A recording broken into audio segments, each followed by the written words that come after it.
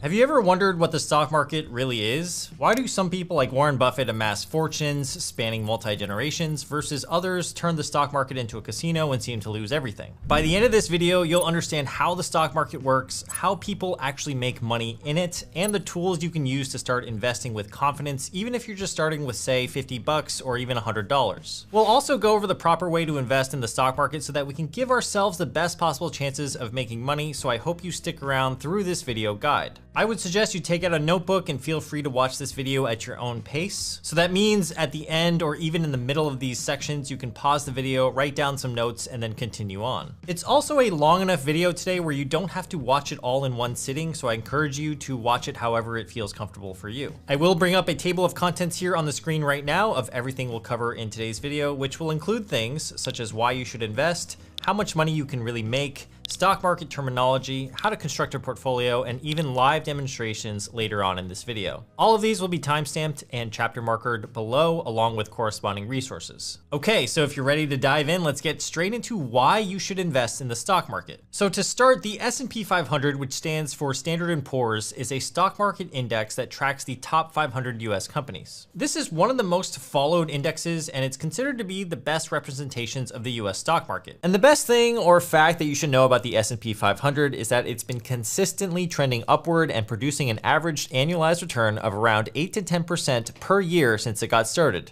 So that's the first reason. We know that it's a tried and true method for growing your own money and your own wealth over time. It's also simple to do if you're just to buy the entire index of the S&P 500, which we will talk about a little bit later on in this video on how to do. The next reason you want to invest in the stock market is that historically, stocks have actually produced the best returns over the past 100 years compared to other assets and commodities. So here's one of my favorite short videos by Max Klemenko, in which he goes to Wall Street and actually quizzes people that work on Wall Street what the top 10 investments are over the past 100 years. Crypto and equities, is that what you're looking for? Number one is stocks with 5.2%. You can see that stocks has the highest average annual return compared to other investments like treasury bonds, fine art, and other commodities like precious metals like gold. Real estate, for example, even comes in at number 10 at 0.3%. Over the long term, stocks have the most potential to transform your life because they have the highest chances of capital gains. And whenever I interview or talk to someone with a very high net worth, I'm talking over 9 figures, they all agree that in order to build your wealth, you need to concentrate the money you do have into appreciating assets. And that brings me to reason number 3 you want to invest in stocks. You want your money to work for you. The reason is that having cash in the bank does not offer you much of a return anymore. Your typical big bank like Chase or Wells Fargo will offer you an interest rate of 0.1%, maybe 0.15% in your savings account. Let's pretend for a second that someone hypothetically gave you $1 million and you wanted to live off of that money for the rest of your life. If you were to put it all into a Chase savings account that, say, paid you 0.01% on your money, you would only earn $100 in 1 year. Your $1 million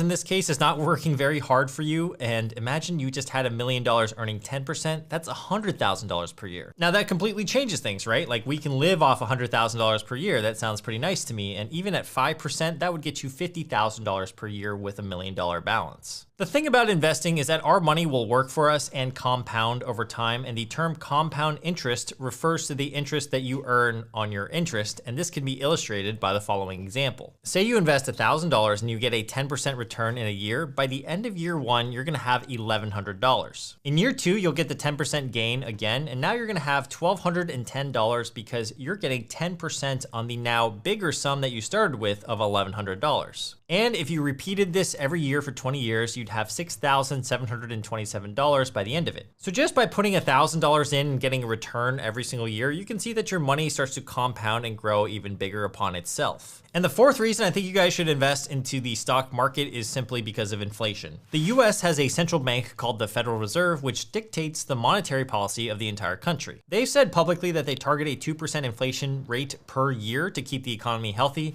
but as of recent years, you might have noticed that in the news, you might have seen inflation closer to 5 to 8% during the years immediately following the pandemic. That means if our money isn't outpacing inflation, let's say inflation is 5%, and if we're not earning at least 5% on our money, then our money is losing purchasing power just by sitting in that account. This is best illustrated with the example of the US postage stamp. So in 1971, the postage stamp cost 8 cents to mail a letter. As of this year, it's 73 cents. The mechanics of the postage stamp are exactly the same. The stamp just gets you a letter delivered to anywhere in the United States. But just as time passes, it's gotten more expensive to ship a letter because of inflation. So how do we beat the inflation rate? One method is to invest our money. And a question that naturally arises when you're investing in the market is, well, how much can you really make in the stock market? The truth is that when it comes to the stock market, there are so many strategies that you can employ to try to grow your starting balance, but one that is tried and true for many passive investors and beginners is the index fund approach. I alluded to this a little bit earlier, but that's where you consistently invest into an index fund that tracks, say, the S&P 500. If you were to do that, your annualized returns are going to be anywhere from 8 to 10% on average. So let's actually go through a real world example here. Let's pretend you earn $70,000 US a year. That's about the median household salary in the United States. That means after taxes, you'll have right around $4,500 to $5,000 per month. Let's now pretend you have fixed costs like rent and bills of about $3,500. That means every month you have an extra $1,000 to invest into the stock market. Let's also say you have about $5,000 in a savings account that you can start your initial stock market investing journey with. So that's what you do. You put an initial deposit of $5,000 in there, and you're going to be adding about $1,000 per month every single month. The average annual return that we're gonna put in is 8%, and the years to grow, we'll toggle this to 30 years. And I want you guys to see the power of the compound interest that's working here. In 30 years, your portfolio balance will be over $1.5 million, and your total investment over time has been $365,000, while your profit is over $1.18 million. There are two factors at play here. One is that you are consistently investing your money into the markets, and the second is that you're leveraging the power of compound interest and time. Now, on this calculator, you can even play around with different numbers and see what your ending balance is. And you just have to know that when it comes to compound interest, a lot of the gains are going to be towards the end of whatever period you are investing in. So in another example, let's say you're able to invest $2,000 a month this time and you got the same return. Look at how much more powerful this is. A $3 million ending balance, and you can see that most of the gains are towards the end. The key to investing then, in my opinion, is continually investing and trusting the process. Now, a quick note on how reliable the stock market is. Of course, you can lose money in the market. Some years are going to be down years. In 2022, for example, the S&P 500 was down close to 18%. And then sometimes in other years, you're going to be massively positive. Like in 2024, the S&P 500 was up 25%, and in 2023, I think it was up around 20% as well. On average, though, you should come to expect the 8% number that so many people like to talk about online. That's typically the average annualized return. I want to show you guys a fascinating example, though, of how time in the market can really just trump trying to time the market altogether. In a blog post on the website of Dollars and Data, which is a great financial blog, by the way, I'm going to link it down below for you guys. The author gives a really strong argument as to why the retail investor should just keep buying. His main point is that, quote, rather than to worry about whether now is the right time to buy, just keep buying. Market high or market low, just keep buying. He points out that as stocks get more expensive, and he uses the PE ratio to gauge whether or not a stock is expensive, which we will talk about later on in this video. As the PE ratio gets more expensive, their future returns generally decrease. This makes sense. Like if you buy an overvalued stock, it probably won't return as high as if you got in with a margin of safety. And you can see here that as the PE ratio increase, so as stocks get more expensive, there's a negative correlation here with your returns for the next 5 years. But here's the fascinating thing. The author, Nick, says that as long as you hold for a longer period of time, watch what happens to your real returns, even if you bought at an overvalued price. Looking at this interactive GIF, you can see that as years pass by, 5, 10, 15, 20, 25, 30 years, the number of red dots decreases. He states that, quote, over any 20-year period, US stocks have had no real negative returns when including dividends, and over a 30-year period, the returns have generally converged despite some dispersion. So that basically tells us that to accumulate our wealth in an aggressive manner, we should just keep buying no matter what. He uses an excellent example that if you were to search on Google, stock market overvalued 2012, many articles will come up detailing what investors believed at that time. They believed that the market was overpriced by 50% in some cases. But look at this graph from the S&P 500. In 2012, it was trading at 1,400, and today it's trading at close to 6,000, if not already over that. If you had believed it was overpriced back then you would have missed out on some serious gains, as 10 to 15 years later, we're pretty close to nearly 3 times that. All right, so now that we've covered that, let's actually go over what is the stock market and what is a stock. So basically, the stock market is just a marketplace that is now all digital. And in this marketplace, people are buying and selling stocks left and right. When you buy a stock, you're purchasing a small piece of ownership in a company, and you're you're typically buying it from someone that is selling it to you on the open market. Owning a company's stock gives you claim on its assets and earnings, and the stock market allows you as an individual to trade these shares, and the prices of these shares will fluctuate based on factors like supply and demand, how well the company is doing and its expectations in the future, or share prices just might fluctuate based on broader economic conditions. The stock market then is just a system that allows people to connect to one another in order to trade these shares. Now, to quickly explain why companies would even want to sell their shares on the open market, the reason is that companies sell their shares on the open market primarily to raise money for growth and expansion. They like to raise capital, and this process is called an IPO, or initial public offering. You might have heard that term before, but basically it means that the company has gone public and sells their shares on the open market, giving a larger pool of investors access to that company's shares, including you and me, and therefore we can speculate on the price and perhaps the future direction of the company. Now, before I get into how stocks are categorized, which is an important topic that we're covering today, we should go over some of the most important terminology of the stock market so that you can speak the language and understand the lingo. Not only will these terms follow in this video, but you might actually hear it out in the world, or you might see it in the news or on financial websites. All right, so here we go. Bull versus bear. This is something you're gonna hear very often in stocks or cryptocurrency,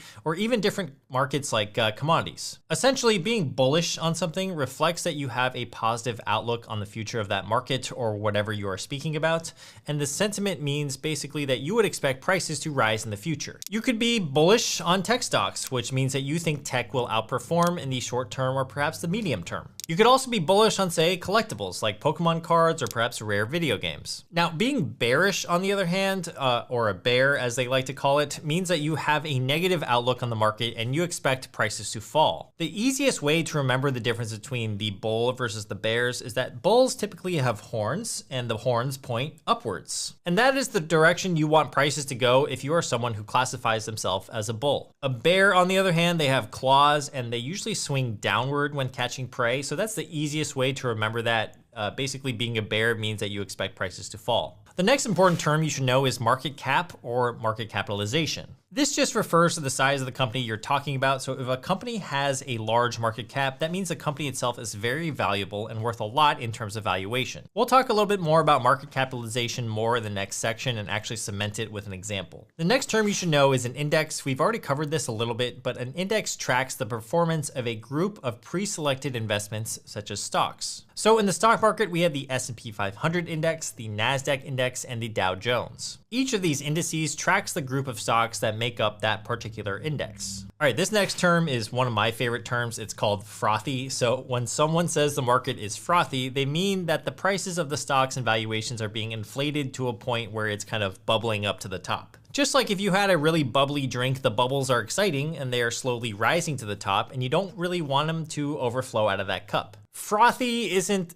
exactly a market bubble, but it's getting close, and it's something investors might say if they think things are overvalued. A stock market bubble, on the other hand, is when prices of stocks are so inflated because of speculation that they get too overpriced and eventually there's a crash or the bubble bursts. A famous bubble was that of the dot-com era back in 2000, 2001, when stocks were trading for insanely ridiculous valuations without even having any sort of underlying business. All right, the next term is blue chip stock. This means an excellent stock. Apple would be a blue chip stock these days. Coca-Cola is a blue chip stock. McDonald's and Microsoft could count too. The origin of this term came from poker games back in the day when the blue poker chips were the most valuable chips on the table, and the term was first used in 1923 to describe stocks that traded at $200 or more per share back then. On the contrary, a penny stock is something that is typically bought for pennies and is usually a very small company that is highly speculative. And the last term I want to cover in this section is something called a dividend. So a dividend is simply a portion of profit that is passed back to you, the shareholder of a stock, just for owning the stock. The company you are invested in may decide that it wants to reward its shareholders for holding the stock, and because they have a lot of profit to pass around, they might actually announce a dividend and pass it back to you. Dividends are often paid quarterly in the form of a cash or stock reinvestment. Owning dividend companies are one way that many beginner investors like to get into investing because it's a nice way to get some passive income, and typically dividend paying companies are large and stable. In our live demo today with one of the brokerages, we'll create a 5-stock dividend portfolio just as an illustration, so I hope you stick around for that. All right, so now that we understand some of the basic terminology around stocks, let's talk about how stocks are typically categorized. In my opinion, they're categorized in 3 different ways, either by market capitalization, sectors, or themes. In terms of market cap, this helps you as an investor understand the size of the company and its risk profile. The way that it's calculated is by multiplying the company's share price times the number of shares that are in circulation. There are micro caps, which are companies valued at less than $300 million,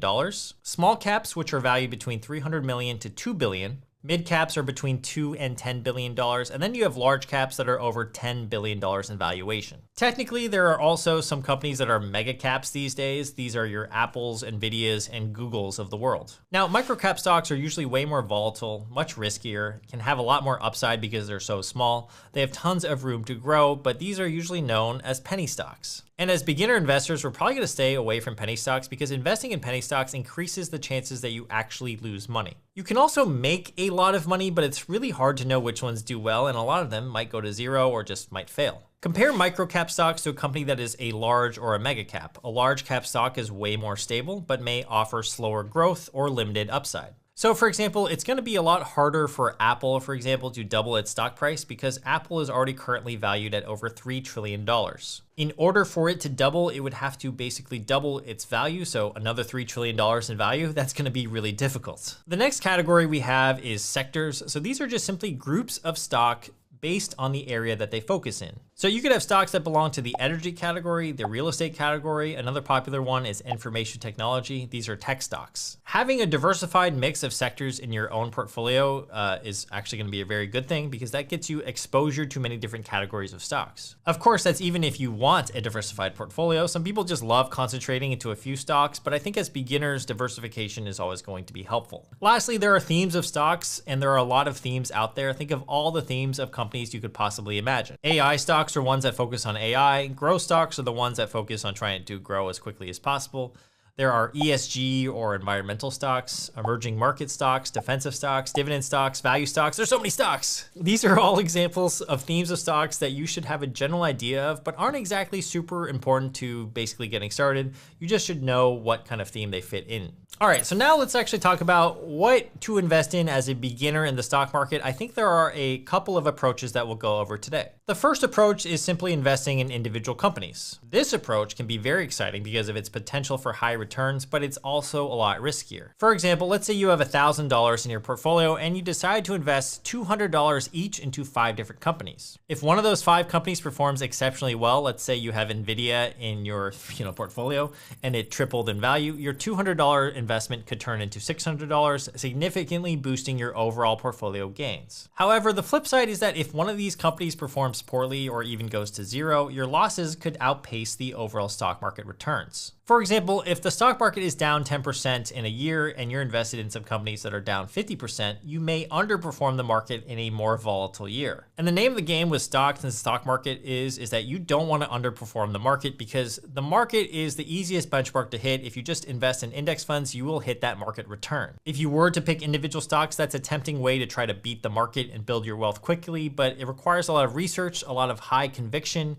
and you just have to accept that you might lose money or your portfolio balance will be very volatile. The second approach, and the one that's much simpler and more beginner friendly, is just simply investing in index funds. An index fund like an S&P 500 ETF gives you exposure to a diversified portfolio of hundreds of the top US companies with one single purchase. This is more of a passive strategy where you basically set it and forget it, relying on the market's historical average returns of 8 to 10% over time. An example of a fund that tracks the S&P 500 is ticker symbol VFIAX, or ticker symbol VOO is the ETF version. A ticker symbol is like an airport code. You know how JFK references John F. Kennedy Airport, or LHR is London Heathrow. Investments that you can buy in the market have their own codes, and these are called ticker symbols. So companies like Apple, Google, Microsoft, etc., they have their own symbols. Index funds are passively managed, so there are super low fees because they have no fund manager, and not to mention your money is being instantly diversified among all these holdings because an index fund will just buy everything that's in that index. Another similar option is called a target date fund that adjusts its asset allocation as you approach retirement. For example, if you plan to retire in say 2060, a target date fund will start heavily weighted in stocks right now and gradually shift towards safer investments like bonds as the retirement date approaches. 2060 refers to the date that you would want to retire, and these are most commonly found in retirement accounts like the 401k.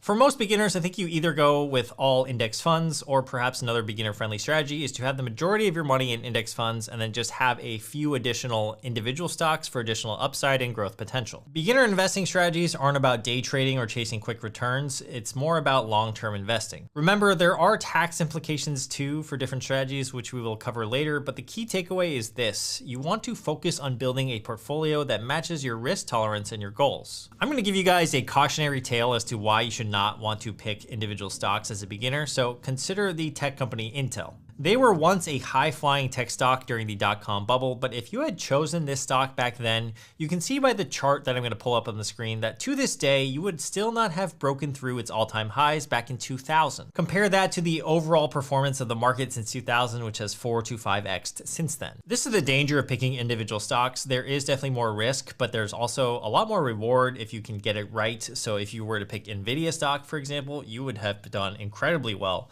However, I think as beginners, we want consistent gains over time because that's going to be less stressful. So now that you have some idea of what to invest in, we're going to talk about the types of accounts you can buy them in, and then how to actually evaluate and research stocks in order to figure out what is right for you. Then we'll do some live demos of creating portfolios and buying stocks later on in this video. Okay, so whenever you're buying a stock, you need a special account to buy it in. You just can't buy it in your bank account. So you need something called a brokerage account or a retirement account like the IRA, the Roth IRA, or the 401k. Once you have one of these accounts, you can then transact your stock or your index fund purchases. The most common type of an account is a brokerage account. So here's a list of a few of them. You have Fidelity, M1 Finance, Charles Schwab, Robinhood, Vanguard, E-Trade, TD Ameritrade, Webull, Interactive Brokers. These are just to name a few. The ones I personally use and recommend to most beginners are M1 Finance, Fidelity, and Robinhood, simply just because their user interfaces are very easy to use, and I will leave links down below for these as well. Now, within these brokerage websites, you can open up what's called a taxable brokerage account. That's the standard brokerage account that most people will use to buy and sell stocks in. You can also open up a retirement account like the individual retirement account, known as the IRA, or the Roth version of it, like the Roth IRA. The 401k plan is something you need to set up with an employer, so these plans are typically employer sponsored, and you need to set it up through them.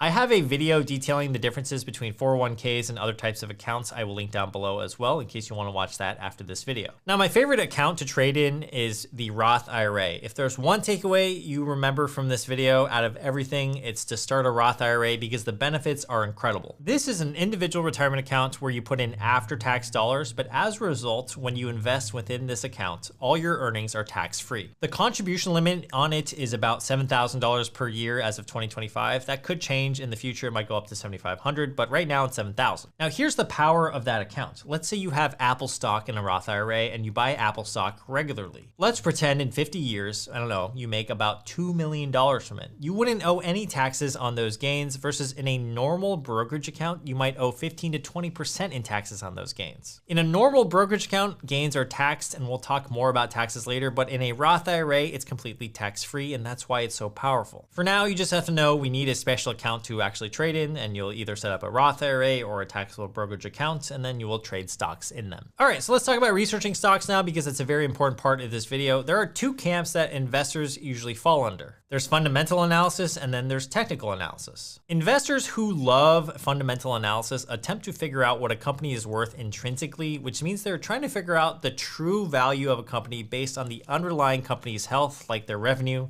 their profits, their cash flow, their assets and liabilities, as well as their position in the market. By comparing the intrinsic value they calculate to the current market price, they can then decide whether or not a stock is undervalued, overvalued, or fairly priced. They can also compare the current valuation of that company to comparable companies within that industry. So pretend Google is an undervalued tech stock because it trades at a much lower price to earnings ratio than, say, Nvidia. That could be an indicator for an investor to buy Google over Nvidia. Another approach is called technical analysis. These are traders that are trying to identify ways to make money on stocks through patterns on a stock chart. They don't really care about fundamentals. They're just simply trading the price action or the trends and movements on certain stocks on a day-to-day or shorter-term basis. Honestly, a technical analysis trader or investor is someone who takes a much more short-term and micro view of stock trading and investing. They rely on these patterns and these charts and these price trends to make decisions, versus a fundamental investor is someone who's more likely going with a longer-term approach. The fundamental person buys an undervalued company, and the goal is to invest in these companies and then patiently hold the shares,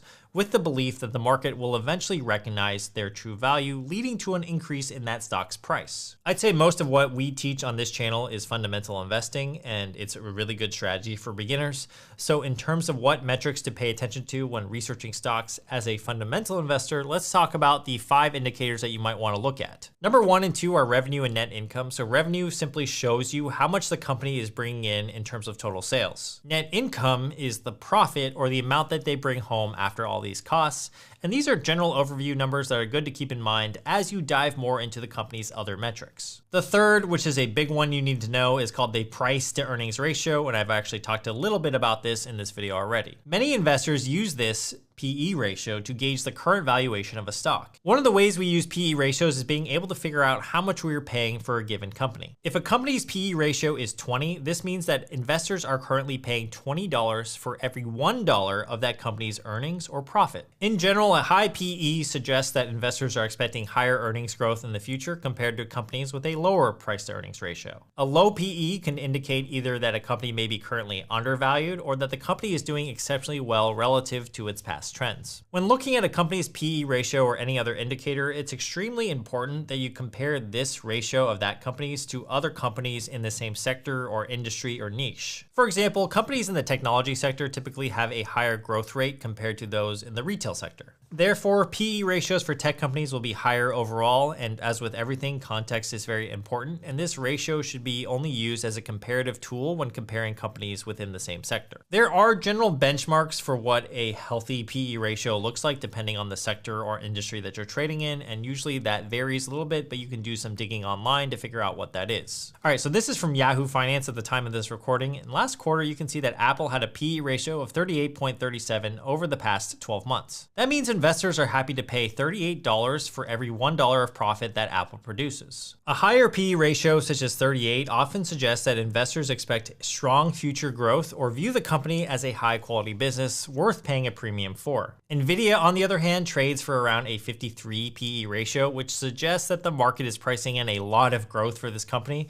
perhaps because of all the innovations surrounding it, including the chips that they're making for AI. The next metric you can look at is called the price to sales ratio. This is similar to the PE ratio, but it's simply represented as the price of a company's share price divided by the company's sales per share. One of the areas where the price to sales ratio is extremely useful is if a company isn't earning a profit yet. If that's the case, investors can look at the price to sales ratio to determine whether the stock is undervalued or overvalued. Investors can't compare a company with no profit to one with profit, so instead they would like to use price to sales instead. So for example, if the price to sales ratio of a prospective company is lower than that of a comparable company within the same industry, and that other company is profitable, then investors may consider buying the prospective stock due to an attractive valuation. Obviously, the price to sales ratio needs to be used with other financial ratios and metrics when determining whether a stock is valued properly. Lastly, I like to pay attention to free cash flow. That's number 5 today. Free cash flow indicates the amount of cash generated each year that is free and clear of all internal and external obligations. In other words, it just reflects the amount of money that the company can safely invest or distribute to shareholders. If there is a positive free cash flow trend, that probably means that the company is doing pretty well because they have consistently enough cash generated each year to continue their operations as well as investments. Now, on the other hand, if free cash flow is trending downwards, you probably should figure out why that is, and it might mean a higher chance of negative stock performance. Now, it's important to note that not all companies have free cash flow. It's not uncommon, for example, for banks to have negative free cash flow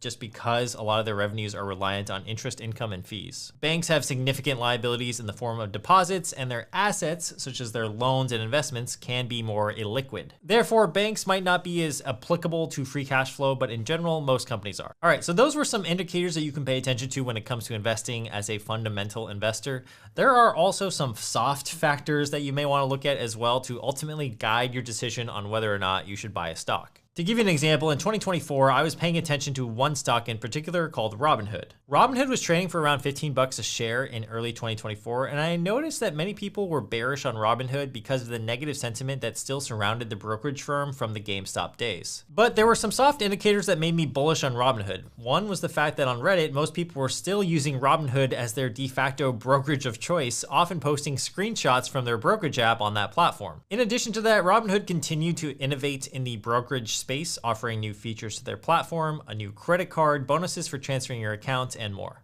I also read and listened to their Q2 earnings report and realized that Robinhood continued to grow in a space that I felt was a little bit archaic. Charles Schwab, Vanguard, and Fidelity had not innovated on their products in years, and why would they have to? They're the incumbents and they had all the assets under management or assets under custody. Another reason I liked Robinhood still was that the founder was still at the helm of the ship, and founder-led companies are always ones that I am bullish on because typically the founder has the entire context of building the company from the ground up. Therefore, the founder typically makes great decisions that are good for the company with the most amount of information available. All these soft indicators, paired with the fact that Robinhood was trading for a very low multiple in terms of price to earnings compared to its peers, made me bullish on the company. I started to average into Robinhood from February to August of 2024, and since then my position has grown tremendously. In fact, I'm up over double. If you're curious, I post all my buys and sells in my own community on WAP, and within that paid community, you can also see my entire portfolio and get 2 bonus videos per month not seen here on YouTube. I think it's a great place for the beginner investor to try to learn a little bit more about the stock market, and if you are interested in checking that out, I will have a link to the WAP community down below.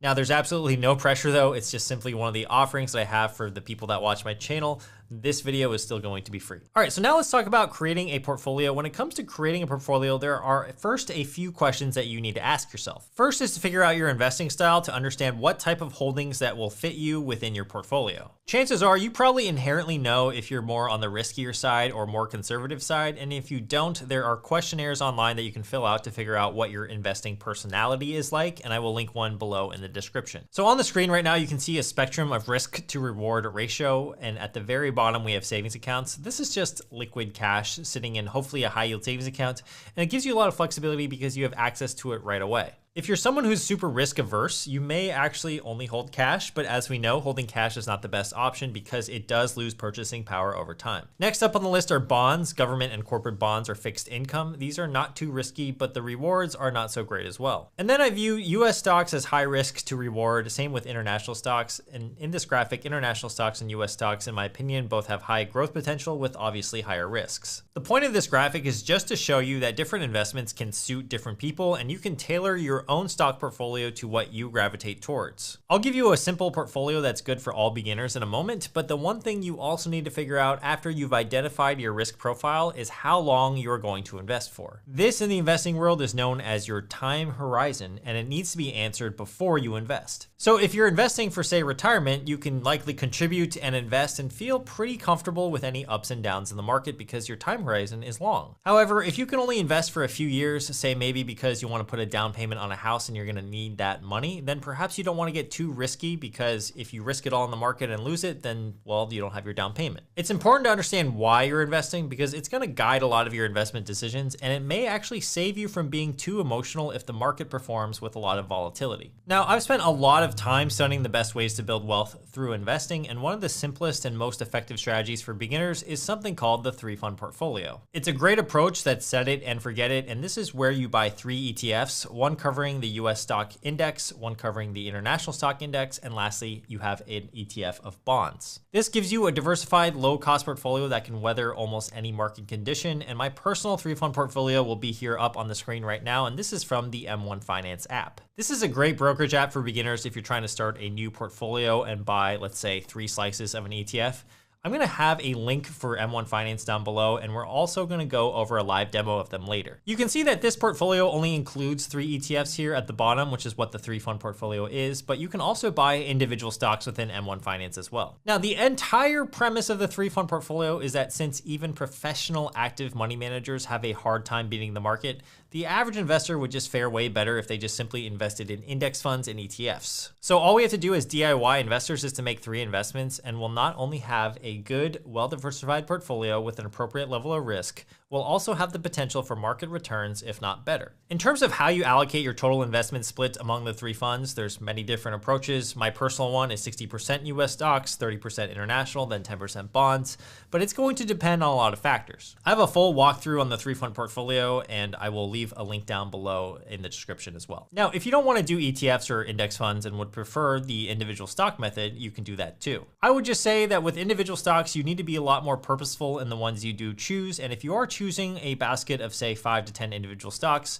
at least make sure you're well diversified across different sectors or categories. You wouldn't want 10 tech stocks because if the entire technology category starts to underperform, this could have a huge negative implication on your portfolio balance. All right, so let's go through a live demonstration on how you would buy and set up a dividend portfolio on the M1 Finance app. We're gonna be buying 5 different stocks within the app. All right, so this is the live demonstration of the video. I'm going to show you M1 Finance followed by Fidelity. So right now, as you can see on the screen, this is the M1 Finance dashboard. Once you're in here, you can see how much you actually have in M1 net worth. So I actually started this account with $50,000 back in November 25th of 2024. And you can kind of just click around here. You can look at the 1 week performance, the 1 month performance. As you can see over the last month, I'm up around $1,357. Now, when you actually log into this app, yours will probably be at 0. You're going to have to actually transfer some money from your bank account into the M1 Finance account. It generally takes about 1 to 2 business days to do so. But then once you have the cash in your account, you can start investing. You would then come to this Invest tab right here. It will drop down like this, and then you can click Invest.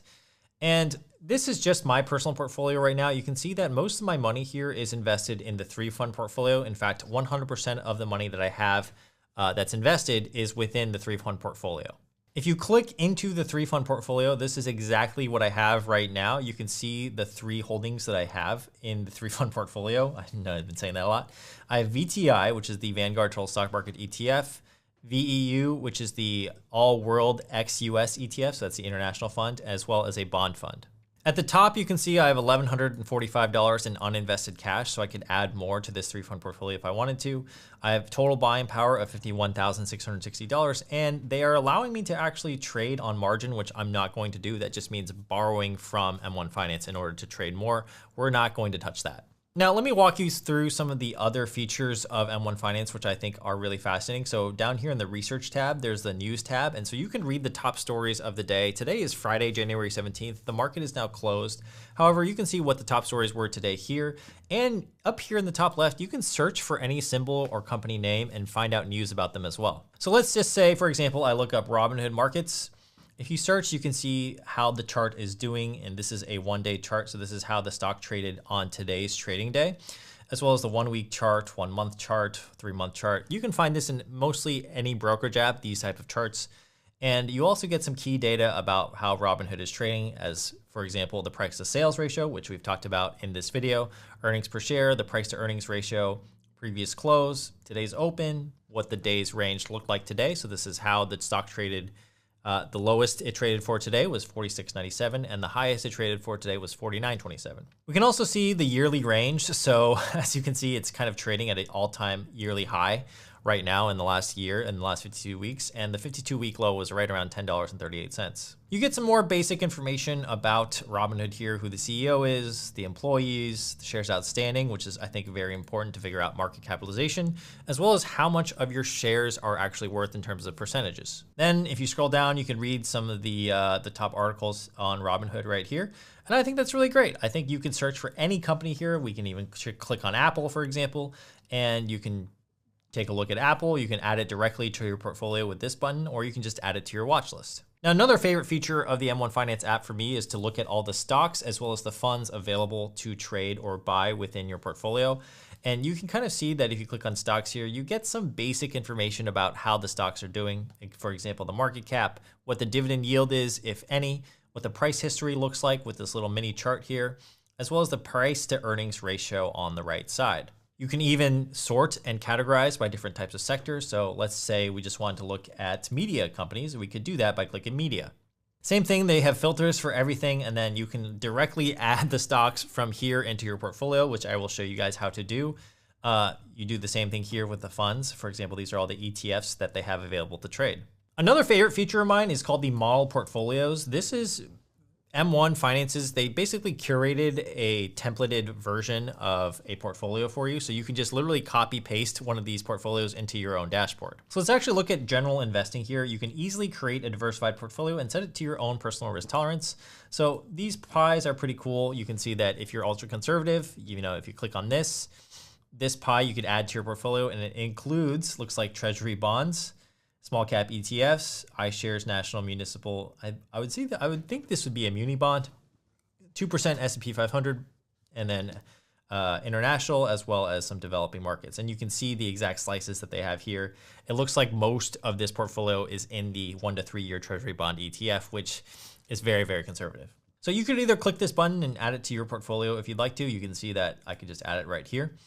But I'm not going to do that. What I'm going to do instead for today's video is actually create a dividend portfolio of 5 stocks. But what I like to do is I just like to go to my pies right here and then click build the stock and fund pie. We're going to click create a pie right here and then just type in dividend portfolio. I already have that copy pasted, and then we're just going to click add pie. You'll see that it says new pie requires a minimum of 1 slice. You can drag and drop different slices in. However, the easiest way to do it is just click add slice, and then let's select some stocks that you'd like to add to your dividend portfolio. You can search by dividend yield, so like you could just click this button, but that gets you, stocks with a huge dividend yield, which is kind of a red flag to me in my opinion. So instead, we can search for dividend yield between 0.5% and let's say 4%.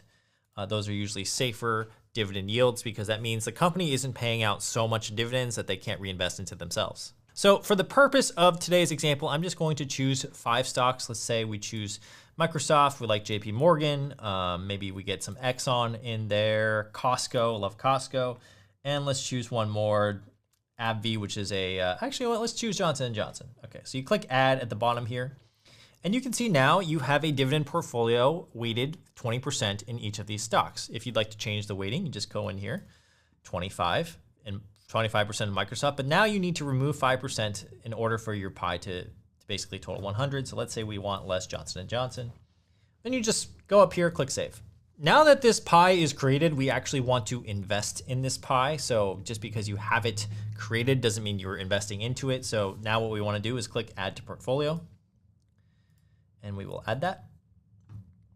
All right, it will say securities added at the top, and then you will see that we now have 2 different pies within our portfolio. We have our 3-fund portfolio from earlier, which is accounting for 100% of our total allocation right now, and we have the new dividend portfolio that we just made. The problem is though, is that M1 Finance wants you to have a total of 100% for all of your, let's say, pies. And so what you want to do is actually reduce the amount that you're investing, let's say the 3-fund portfolio to 99%, and then have 1% of your money going towards the dividend portfolio. You can change this ratio however you'd like. I think for me right now, I'm just going to do 1% just as a example. So then you wanted to click save. And then it'll say confirm changes. Let's confirm that. And here we go. We got 2 slices now in our portfolio that are actually live. And then within the dividend portfolio itself, there is no upcoming trade or activity, but what you can do is click buy. And let's say on the next trading day, we want to buy $500 of the dividend portfolio inside your own portfolio. You will then click confirm buy. And since the market is closed, it says we'll execute it for you during the morning trade window, which is going to be Tuesday for me since Monday is a holiday. However, if you click on the upcoming activity and click trades, you will see that it is going to buy $500 worth of the 5 stocks that we said we wanted in the exact allocations that we said we wanted it in. So that's basically how it works. And every time you add money into your portfolio, M1 Finance basically auto rebalances it for you so that it basically balances out your portfolio in the exact allocations that you wanted to in the first place. Some people find it a little bit restrictive in this way, and that's why we'll talk about fidelity in the next portion of this video. However, some people really like it because it's really simple and it's always going to stay really balanced. That way you don't really ever have to worry too much about rebalancing too often, which can be a huge headache in the more traditional brokerages. So M1 Finance is a really good set it and forget it type of place, especially if you're only buying, let's say, a 3-fund portfolio, or perhaps you have a dividend portfolio that you like in there. When you start to mix a lot of individual stocks within that said portfolio, then it does get a little bit confusing. So just acknowledge that that might be a drawback of the M1 Finance app. All right, so that was M1 Finance. I hope you enjoyed that. Now we're gonna go through Fidelity and basically show you how to buy and sell a stock on that platform. It's going to be a lot shorter, but it'll be short and sweet. All right, so now this is the Fidelity portion of the video. I'm gonna show you guys how to buy a stock using the mobile app. So when you log into the screen, it'll look kind of like this. And then on the bottom middle, you can click transact, or you can click the magnifying glass at the top right. Let's actually search for a stock today. So we'll click the magnifying glass at the top right. And let's say we want to buy some Coca-Cola stock. You can see it's already a recent quote because I was practicing this a little bit earlier because I already messed up the recording once. But we want to buy some Coca-Cola stock. You can see that it's trading for $62.71. So let's click on it. All right, so now that we've clicked on it, we can see the 1-day chart. We can look at the 5-day, the 1 month, the 1 year. You can see that over the past year, it's up 4.53%. Now let's actually go ahead and just buy Coca-Cola. After you click buy, you're going to get a screen like this. This is the order screen, and you can see that the last price of Coca-Cola was $62.71. Now, if the market were open, this price might actually be fluctuating, but since the market is closed right now, it's just at $62.71. The action type that we're going to choose is buy. You can either buy in shares or dollars, so that means you can buy 1 full share, or perhaps if you just want to buy $100 worth of the stock, you can choose the dollar toggle right here. But for the sake of this video, let's just buy 1 share. You can see that the estimated cost here is $62.68. It's slightly less than the last price of $62.71 because that is the asking price of somebody else on the market right now. Next up, you have market versus limit. So these are order types, and this is a little bit complicated for a beginner, but essentially what market means is that whenever the market is open next, your share will execute as quickly as possible at whatever the market price is. The other option is called limit, and that's where you can specify a certain price for your stock to trade at. Now that's a little bit complicated and would probably take a little bit too long to explain, but if you're really interested in that, you can look up some tutorials online. For the sake of our video, we're just going to click market, and then we're going to click preview order. So let's actually click that. And this is what the order preview looks like. As you can see, we haven't bought the stock yet. We still have to place order at the bottom. That's still the button there. And the market is closed, but let's actually go ahead and just click place order now.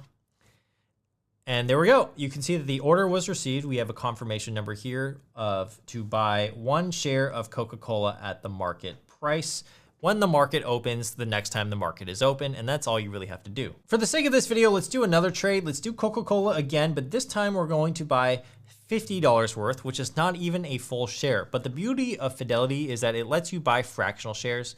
So if you put in $50 right here, you can see that the estimated number of shares that you get is 0.797. This is a fractional share that not many other brokerages might offer. So what's really great about Fidelity is that they let you buy fractional shares, which means that it's a little bit more flexible than some of the other brokerages out there. And you can even buy fractional shares of ETFs as well. So let's actually type in symbol VOO at the top here. And that is the Vanguard 500 S&P Index Fund ETF. You can see that the last price was $549.46. And if we only bought $50 worth, it is 0.09 worth of a share of VOO. But let's just do it for fun anyways. And we'll click preview order. So this is a good to know. Market and limit buy and sell orders of stocks and ETFs in dollars are only allowed during normal market hours. So you can't actually buy in dollars right now because you actually need the market to be open. However, if you were to buy in shares, that's totally fine. You can place that order over the weekend. But with dollars, you need the market to be open. That is something I didn't know actually until now. So when the market is open, if you want to buy in dollars, that's exactly the exact flow that you would go through. And hopefully this was educational.